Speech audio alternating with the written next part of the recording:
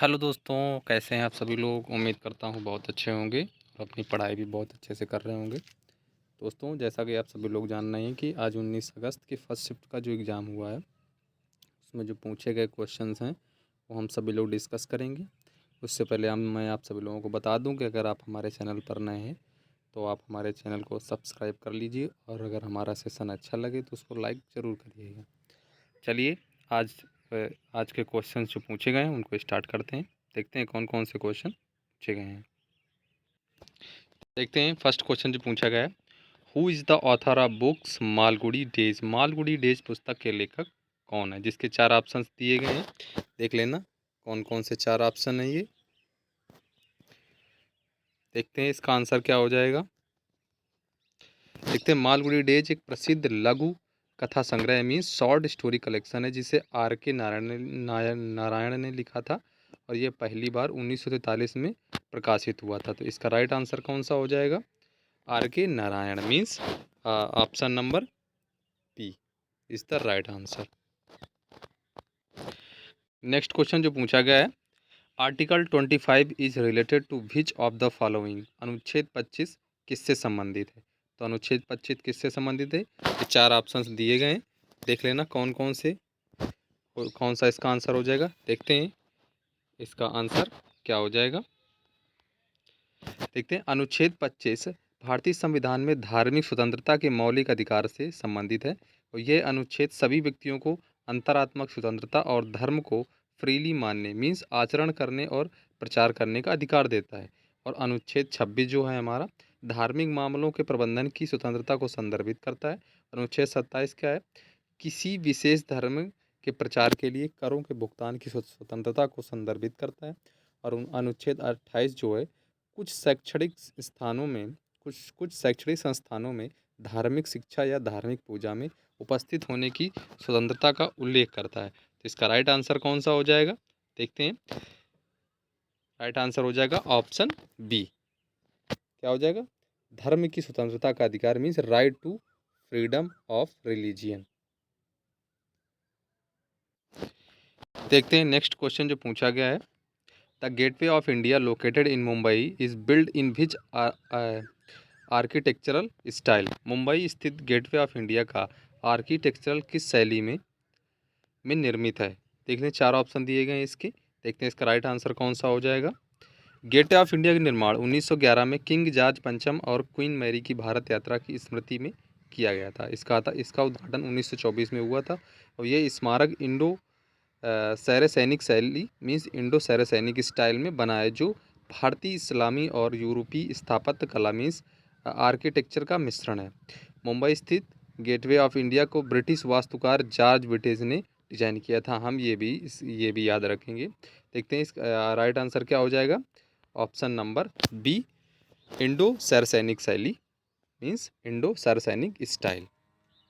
देखते हैं next question क्या है, the number of minister in the council of minister was limited by which constitutional amendment means मंत्रिमंडल की संख्या किस संविधान संशोधन द्वारा सीमित कर दी गई। देखते हैं इसका राइट, चार ऑप्शन दिए गए, देख लेना इसका राइट आंसर क्या हो जाएगा। 91 संविधान संशोधन अधिनियम 2003 द्वारा मंत्रिपरिषद मीन्स काउंसिल ऑफ मिनिस्टर की संख्या को सीमित कर दिया था। इसके अनुसार किसी भी राज्य या केंद्र सरकार में मंत्रियों की कुल संख्या का विधानमंडल के कुल सदस्यों का 15% से अधिक नहीं हो सकता है। साथ ही न्यूनतम सीमा यह रखी गई, किसी भी राज्य में मंत्रियों की संख्या 12 से कम नहीं होगी। इस संशोधन का मुख्य उद्देश्य अत्यधिक बड़े मंत्रिमंडल को रोकना और उसका सुशासन सुनिश्चित करना था। तो इसका राइट आंसर कौन सा हो जाएगा। ऑप्शन नंबर सी, 91 संविधान संशोधन मीन्स 91st कॉन्स्टिट्यूशनल अमेंडमेंट। देखिए नेक्स्ट क्वेश्चन जो पूछा गया है, it was decided under article 201 that the president can withhold a state bill for a maximum of 3 months, in which case was this decided। Means अनुच्छेद 201 से संबंधित यह निश्चय किया गया कि राष्ट्रपति किसी राज्य विधेयक को अधिकतम 3 महीने तक ही रोक सकते हैं, और ये किस केस में निर्धारित हुआ था। देखते हैं इसके चार ऑप्शन दिए गए थे। देखते हैं कौन सा इसका राइट आंसर हो जाएगा। राष्ट्रपति द्वारा अनुच्छेद 201 के तहत राज्य विधेयकों पर निर्णय की अधिकतम 3 महीने की समय सीमा निर्धारित निर्धारण तमिलनाडु राज्य बनाम तमिलनाडु के राज्यपाल, जो कि 2003 में सुप्रीम कोर्ट ऑफ इंडिया 2023 मामले में हुआ था। सर्वोच्च न्यायालय ने स्पष्ट निर्देश दिया कि राष्ट्रपति को राज्यपाल द्वारा आरक्षित विधेयक पर अधिकतम 3 महीने में निर्णय लेना अनिवार्य है। इस फैसले के तहत राष्ट्रपति विधेयक को अनिश्चित काल तक लंबित नहीं रख सकते। तो इसका राइट आंसर कौन सा हो जाएगा? Option number D. क्या हो जाएगा? तमिलनाडु बनाम तमिलनाडु राज्य के राज्यपाल। देखते हैं नेक्स्ट क्वेश्चन जो पूछा गया है, which country is located to the south east of India? Bharat के दक्षिण पूर्व में कौन सा देश स्थित है? इसके 4 ऑप्शन दिए गए थे, पाकिस्तान, नेपाल, चाइना और श्रीलंका। तो इसका राइट आंसर कौन सा हो जाएगा? श्रीलंका। नेक्स्ट क्वेश्चन जो पूछा गया है, by which constitutional amendment was the voting age reduced from 21 years to 18 years?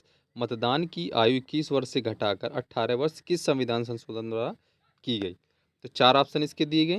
देखते हैं इसका राइट आंसर कौन सा हो जाएगा। क्या हो जाएगा? 61वां संविधान संशोधन अधिनियम 1988 द्वारा संविधान के अनुच्छेद 326 में संशोधन कर मतदान की न्यूनतम आयु को 21 वर्ष से घटाकर 18 वर्ष कर दिया गया था। तो इसका राइट आंसर कौन सा हो जाएगा? 61वां संविधान संशोधन। देखते हैं नेक्स्ट क्वेश्चन क्या है।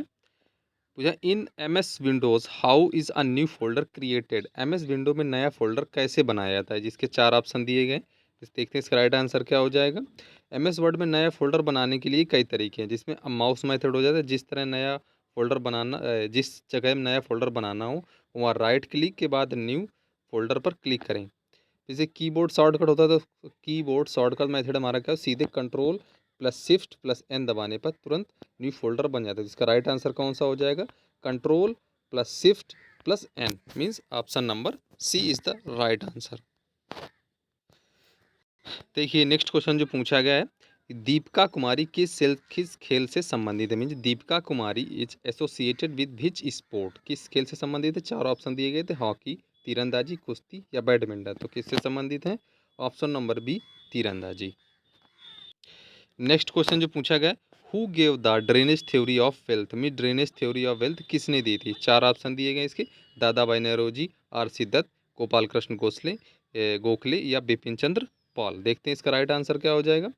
ड्रेनेज थ्योरी ऑफ वेल्थ में धन की निकासी का सिद्धांत सबसे पहले दादा भाई नौरोजी ने प्रस्तुत किया था। उन्होंने अपनी प्रसिद्ध पुस्तक poverty and un British rule in India, जो कि 1901 में बताया है। तो इसका राइट आंसर क्या हो जाएगा? दादा भाई नौरोजी, ऑप्शन नंबर ए। देखिए नेक्स्ट क्वेश्चन जो पूछा गया, 1919 के रॉलेट एक्ट के बाद गांधी जी ने किस सभा का गठन किया? तो means after the Rowlatt act of 1919 विच सभा was found by Mahatma Gandhi? जिसके 4 ऑप्शन दिए गए, भारतीय राष्ट्रीय कांग्रेस, ऑप्शन बी सत्याग्रह सभा, और ऑप्शन सी हिंद स्वराज सभा, ऑप्शन डी स्वदेशी मंडल। तो राइट आंसर क्या हो जाएगा? Satyagraha Sabha, option number B. Option B is the right answer. देखिए नेक्स्ट क्वेश्चन जो पूछा गया है, the right of information act means RTI act 2025 comes under which body? सूचना का अधिकार अधिनियम किस निकाय के अंतर्गत आता है? 4 ऑप्शन इसके दिए गए थे। देखिए इसका राइट आंसर क्या हो जाएगा? केंद्रीय सूचना आयोग means central information commission, option number B is the right answer. देखिए नेक्स्ट क्वेश्चन जो पूछा गया है, when was the human development report published for the first time? मानव विकास रिपोर्ट पहली बार कब प्रकाशित की गई थी?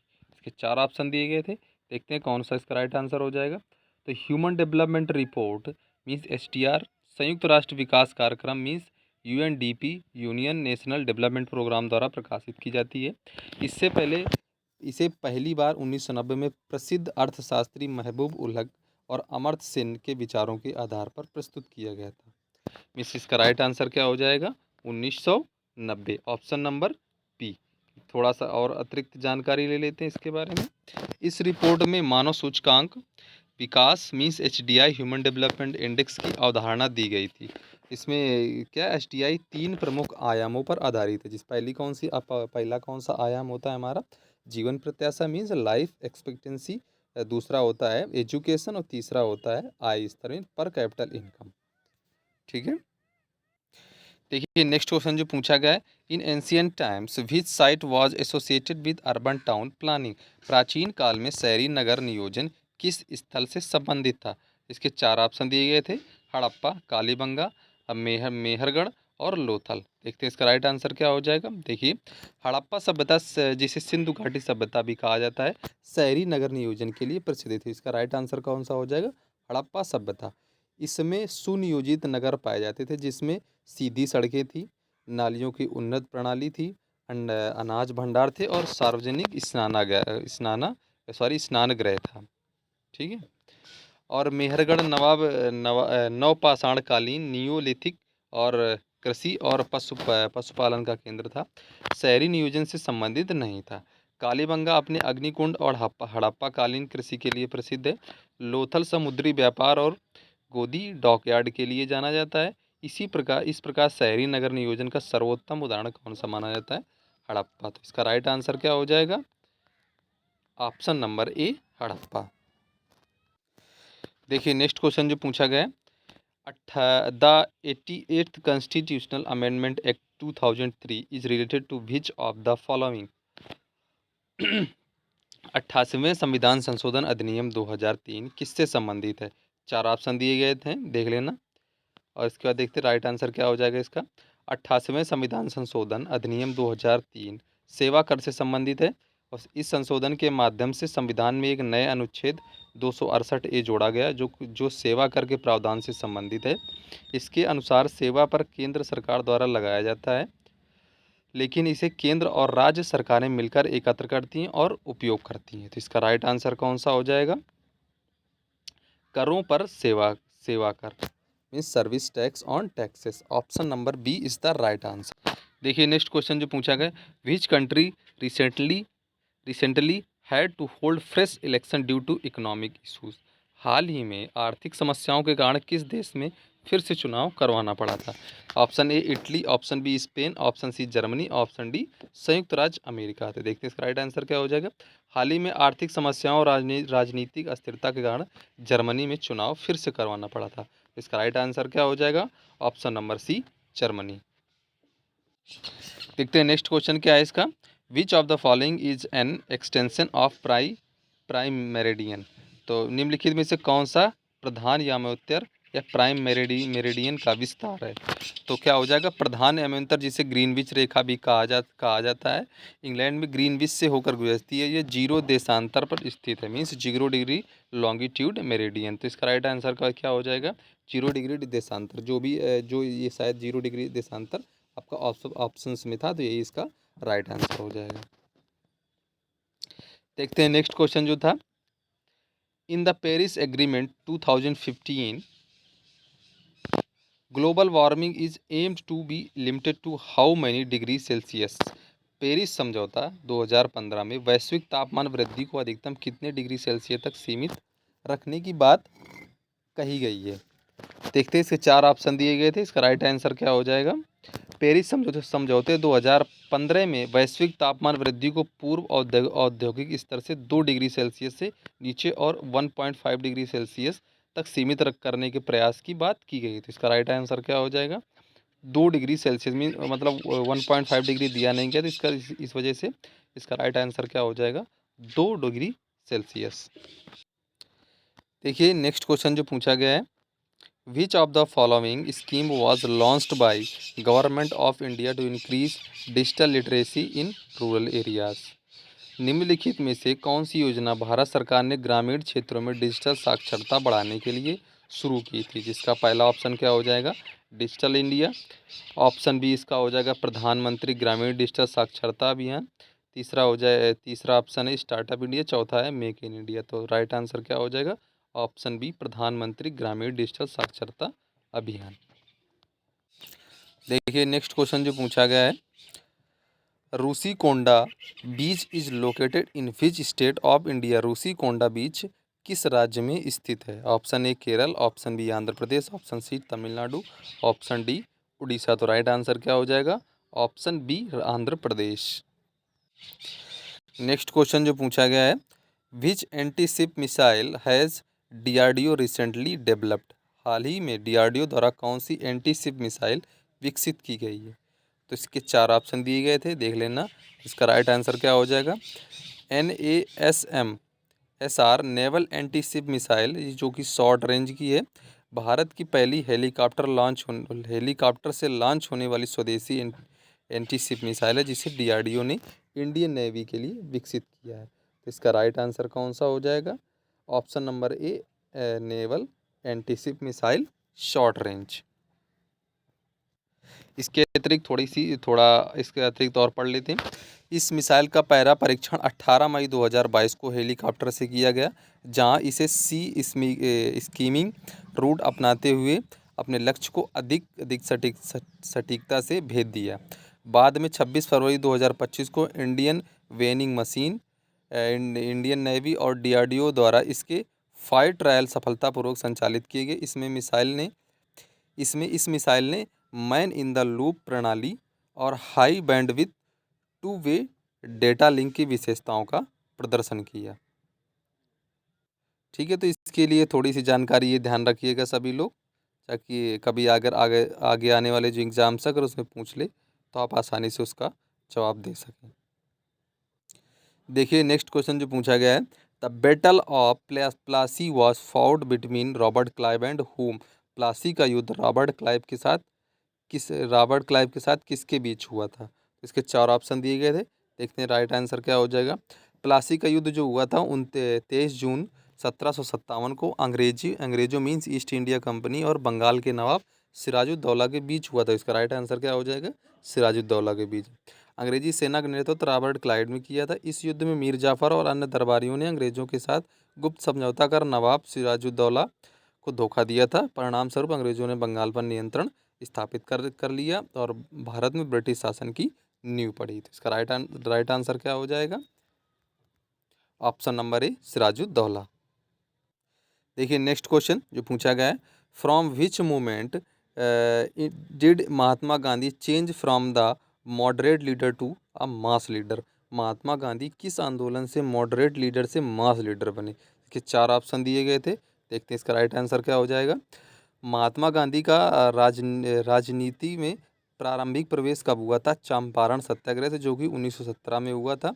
और 1918 और अहमदाबाद मिल फिर मजदूर सत्याग्रह 1918 से हुआ था, जहां उन्होंने स्थानीय स्तर पर सफलता पाई थी। लेकिन असहयोग आंदोलन जो कि 1920 से 22 तक चला, वह पहली सर्व भारतीय मीन्स ऑल इंडिया आंदोलन था, जिसे गांधी जी को लाखों भारतीयों ने नेता के रूप में स्थापित किया था।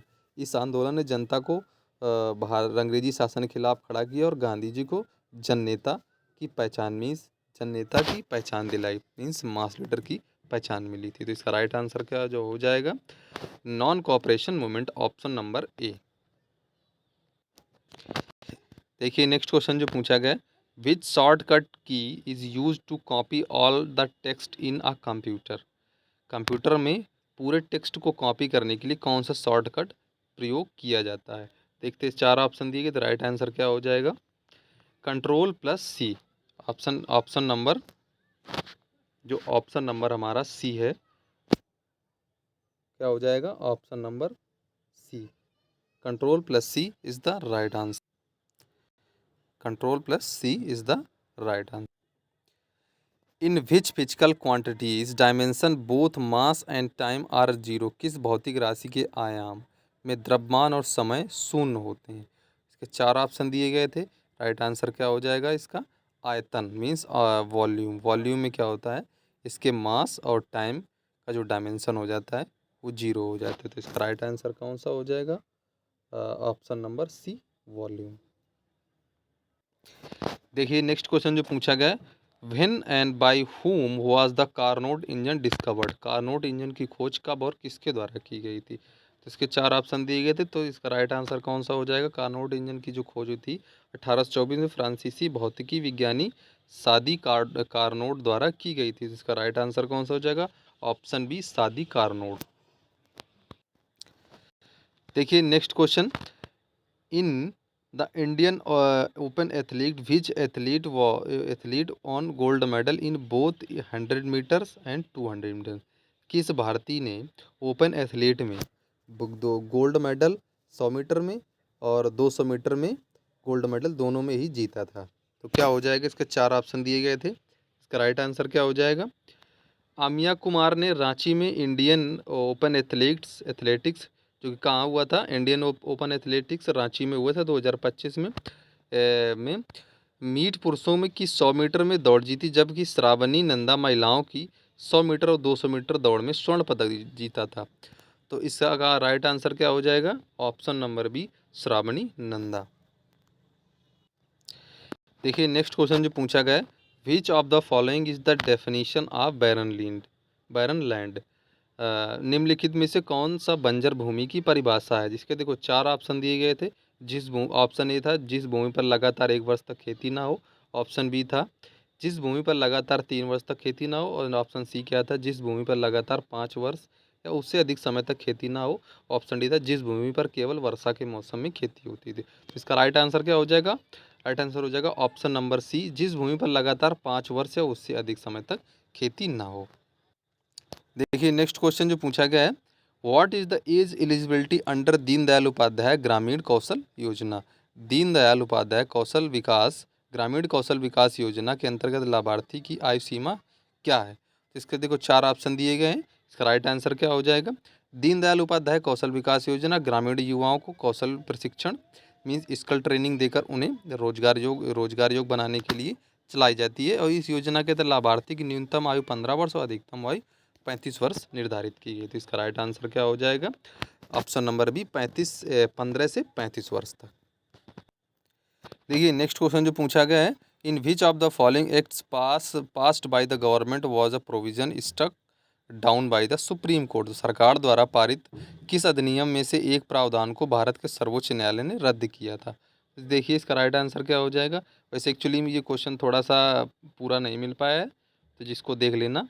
इसका क्या है, 99 संविधान संशोधन अधिनियम, जिसमें निर्मित नेशनल जुडिशियल अपॉइंटमेंट्स कमीशन को सर्वोच्च न्यायालय ने 16 अक्टूबर 2015 को असंवैधानिक और शून्य घोषित कर दिया था। अदालत ने इसे न्यायपालिका की स्वतंत्रता का हनन माना है। ठीक है, तो ये भी हो सकता है और था, तो इस वजह से ये पूरा क्वेश्चन नहीं मिल पाया, आप लोग देख लेना।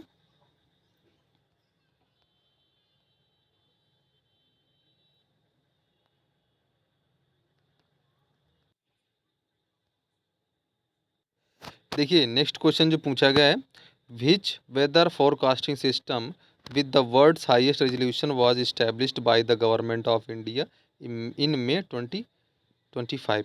मई 2025 में भारत सरकार द्वारा दुनिया की सबसे उच्च रेजोल्यूशन वाली मौसम पूर्वानुमान प्रणाली कौन सी स्थापित की गई? तो इसके 4 ऑप्शन दिए गए थे, देख लेना। इसका राइट आंसर क्या हो जाएगा? मई 2025 में भारत सरकार ने Bharat forecasting system means BFS को लॉन्च किया, जो कि दुनिया की सबसे उच्च रेजोल्यूशन वाली मौसम पूर्वानुमान प्रणाली है। यह system 6 kilometre into 6 kilometre grid resolution पर काम करता है, जो कि वैश्विक स्तर पर सबसे सूक्ष्म मानक है। यह प्रणाली Indian institution of tropical metrology means IITM Pune द्वारा विकसित की गई और मिनिस्ट्री ऑफ अर्थ साइंस द्वारा संचालित है। इसका उद्देश्य स्थानीय और पंचायती स्तर पर मौसम पूर्वानुमान को और अधिक सटीक बनाना है। तो इसका राइट आंसर क्या हो जाएगा? ऑप्शन नंबर बी, भारत पूर्वानुमान प्रणाली। देखिए नेक्स्ट क्वेश्चन जो पूछा गया है, which country is the latest to join BRICS. BRICS में शामिल होने वाला नवीनतम देश कौन सा? जिसके 4 ऑप्शन दिए गए थे, जिसका राइट आंसर क्या हो जाएगा? जनवरी 2025 में इंडोनेशिया को ब्रिक्स में पूर्ण सदस्य के रूप में शामिल किया गया था। तो इसका राइट आंसर क्या हो जाएगा? Option number B, Indonesia. देखिए नेक्स्ट क्वेश्चन जो पूछा गया है, when did the British establish their first company in India. ब्रिटिशों ने भारत में पहली कंपनी कब खोली थी? देखो इसके 4 ऑप्शन दिए गए, जिसका option A 1600, option B 1608, option C 1612, option D 1615 ईस्वी था। तो इसका राइट आंसर क्या हो जाए? ब्रिटिशों ने ईस्ट इंडिया कंपनी की स्थापना 31 दिसंबर 1600 को हुई थी, जो कि इंग्लैंड की महारानी एलिजाबेथ के चार्टर द्वारा की गई थी। तो इसका राइट आंसर क्या हो जाएगा? 1600 ईस्वी में। देखिए नेक्स्ट क्वेश्चन जो पूछा गया है, what is the name of indigenous anti submarine torpedo developed by India. स्वदेशी निर्मित एंटी सबमरीन टारपीडो का नाम क्या है? देखो इसके 4 ऑप्शन दिए गए हैं, देखते हैं इसका राइट आंसर क्या हो जाएगा। वरुणास्त्र भारत का पहला स्वदेशी it means indigenous heavy weight anti submarine torpedo है। इसे डीआरडीओ द्वारा विकसित किया गया और ये भारतीय नौसेना को दिया गया है। तो इसका राइट आंसर क्या हो जाएगा? ऑप्शन नंबर बी, वरुणार्स। देखिए नेक्स्ट क्वेश्चन जो पूछा गया है, when was the Cartagena protocol of biosafety adopted? Cartagena protocol कब अपनाया गया था? तो इसका राइट आंसर का क्या हो जाएगा? जैव सुरक्षा पर कार्टोजेना प्रोटोकॉल को 29 जनवरी 2000 को अपनाया गया और 11 सितंबर 2003 को लागू किया था। इसका राइट आंसर क्या हो जाएगा? कब अपनाया गया था? 29 जनवरी 2000 को। देखिए लास्ट क्वेश्चन जो पूछा गया है, why is compressed carbon dioxide gas added in cold drinks? Cold drink में कंप्रेस कार्बन डाइऑक्साइड गैस क्यों डाली जाती है? तो इसके चार ऑप्शन दिए गए थे, स्वाद बढ़ाने के लिए, ठंडा बनाए रखने के लिए, या मीन्स एफरवेसेंट या और ताजगी देने के लिए, या रंग गाढ़ा करने के लिए। तो इसका राइट आंसर क्या हो जाएगा? Option number C. जो ऑप्शन नंबर सी है हमारा, फ्रिज या एफरवेसेंट और ताजगी फ्रेशनेस के लिए इसमें ये कार्बन डाइऑक्साइड गैस डाली जाती है। तो ये पूरे आज के क्वेश्चन जो पूछे गए हैं वो हमने देखे हैं, पूरे आपको पूरे एकदम 100% उसके आंसर दिए गए हैं। तो अगर आप लोगों को हमारा ये सेशन पसंद आया हो तो इसको लाइक ज़रूर कर लीजिए और हमारे चैनल को सब्सक्राइब ज़रूर से ज़रूर कर लीजिए प्लीज़। ठीक है, धन्यवाद।